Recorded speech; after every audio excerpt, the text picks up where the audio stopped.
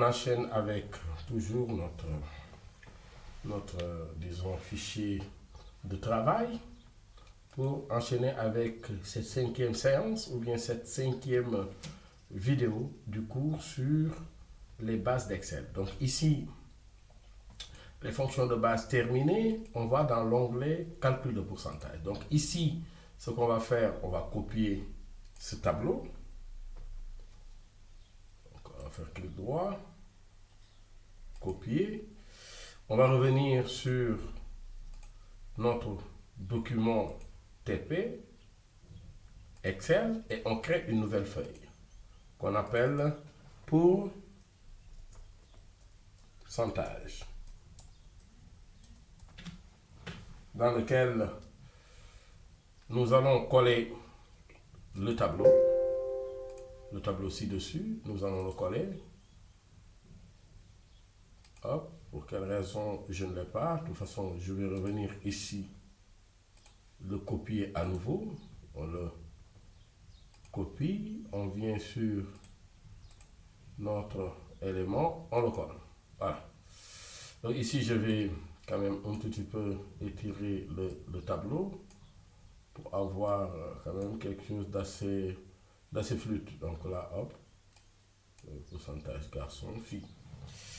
Pour moi, c'est déjà pas mal. Et imaginez qu'on ait, disons, l'effectif du département d'infographie de l'Université Gaston Berger de Saint-Louis, où aujourd'hui, l'effectif en L1 tourne autour de 180, l'effectif en L2 150 et l'effectif en L3, disons, 98 comme ça.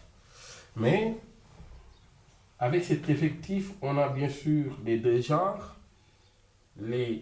disons, les garçons et les filles, pour ne pas dire les hommes et nos jeunes dames. Donc ici, l'effectif en garçon sur la L1, on improvise, on est à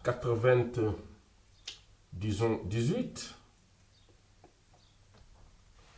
Sur l'effectif des filles, on est à 78 du genre, même si ce n'est pas des valeurs exactes, 79, et que l'effectif en L2, on le rabaisse un tout petit peu, on met 86, et l'effectif des filles, on le met à 65. On continue comme ça pour la L3, on est à 64 garçons, dont 42, disons, dont 34 filles.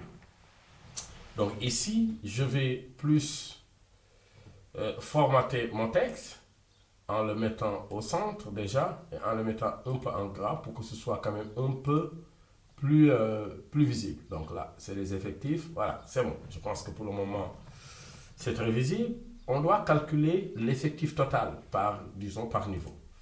Donc ici, je vais mettre le signe égal. Ça, vous l'avez déjà compris. Je mets la somme des deux, disons, rubriques que sont les garçons et les filles. Et là, je ferme la parenthèse et j'appuie sur Entrée. Déjà là, on se retrouve avec un effectif de 177. Je vais reproduire cette formule dans les autres qui suivent. Donc là, hop, je le tire, et là, hop. Et là, on se retrouve avec 151 et 98. Maintenant, comment calculer le pourcentage de l'effectif en garçon et en fille? Chose très simple. Vous l'avez déjà eu en classe de CM2. Donc, je fais le signe égal. Je prends le nombre de garçons que je divise. Donc, en divisant, on va utiliser la touche slash en le divisant avec le nombre total et j'appuie sur Entrée. Ici, il le met chez moi directement en pourcentage. Il le met à 55%. Mais la plupart d'entre vous, vous allez voir que ici, dans l'option accueil qu'on avait vu tout à l'heure, dans l'autre exercice pour mettre disons, en monétaire, s'il est en standard, vous risquez de l'avoir avec des virgules. Mais ne vous inquiétez pas, pour le mettre en pourcentage, il faudra revenir par là et sélectionner pourcentage.